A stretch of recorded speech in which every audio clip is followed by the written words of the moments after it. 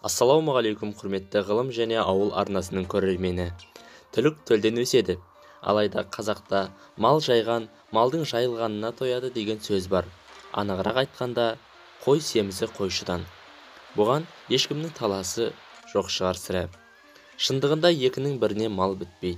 Мал бағу да өнер, ол да бір зор кәсіп. Бұл күнде шаруа кәсібі лайықты сый-сияпатқа ие болмаса да, сабақты ине сәтімен дегендей, қазақ шаруасы да өзінің лайықты төріне шығады деп сенеміз. Жақсы малшы болу да оңай емес.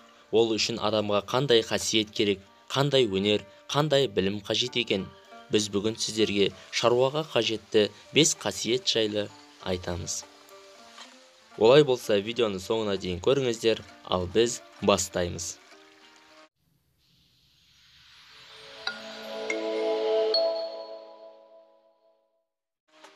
Ең әуелі сенім. Әуелі Құдайға, содан соң өзіңе, жасап жатқан кәсібіңе және халқымыздың тыйымдарына сену. Алла әмір еткен шарттармен мал сой, тек адал тамақ же, малға обал болатын әбес қылық жасама, малды басынан ұрма, теппе деген сияқты көптеген тыйым істер. Екінші, жомарттық.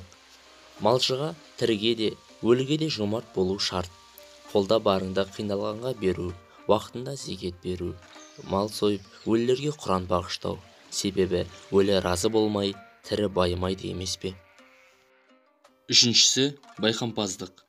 Малды оңай тану, бар жоғын оңай анықтау, жоғалғанды тез табу, ауырған малды ауруы асқынбай уақытында аңғару.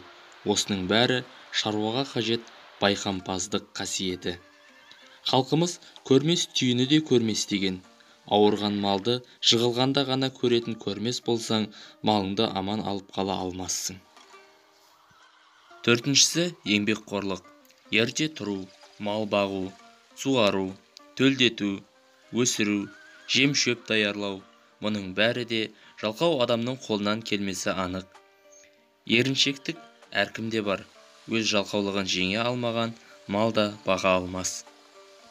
Бесіншісі және соңғысы, сабыр мен шыдамдылық. Шаруа 40 жылда байытынын есепке алмағанда, шіліңгір шілденің ыстығына, қақаған қыстың аязына шыдаған жан ғана мал бағады.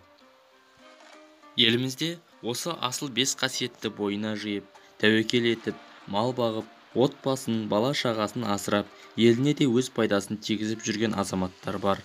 Сол азаматтарға мемлекеттен көмектер болып, ал халықтан сый-құрмет болса. Мал бағып, егін еккен, еңбек сүйген азаматтарға деніне саулық, отбасына амандық, мал дүниесіне адалдық тілеп, осы шығарылымды тамамдаймыз.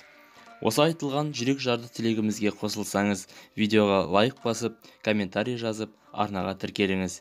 Және де видеоны WhatsApp желісінде таратуды ұмытпаңыз. Аман, сау болыңыз. Сіздермен бірге болған ғылым және ауыл арнасы. Рахмет.